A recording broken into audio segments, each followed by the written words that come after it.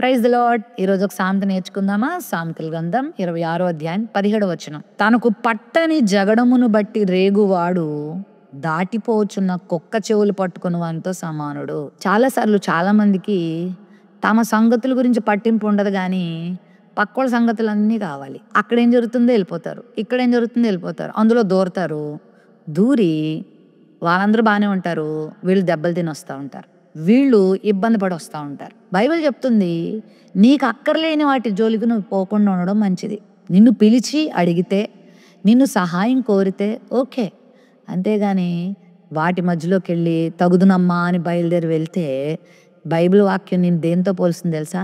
దాటిపోతున్న కుక్క చెవులు పట్టుకున్నాడు అనుకోండి, ఊరకొక్క చెవులు పట్టుకుని చూస్తే మనకు అర్థం అవుద్ది, వెంటనే తిరిగి కరుస్తుంది. కుక్క చెవులు పట్టుకునే అవుతుంది. కుక్క చెవులు పట్టుకుంటే దానికి కోపం, వెంటనే దాడి చేస్తుంది మీదకి. కాబట్టి ఈ సంగతి ఏంటో నువ్వు చూసుకో. నిన్నెవరైనా అడిగితే, నిన్నెవరైనా సలహా అడిగితే, నిన్నెవరైనా సహాయం అడిగితే చెయ్యి. అంతేగాని తగుదునమ్మా అని అందరిలో దూరి, నేను పెద్ద తెలివైన దాన్ని, నన్ను మించిన లేరని అందులో దూరి లేని పైన కష్టాలు తెచ్చుకోవద్దు.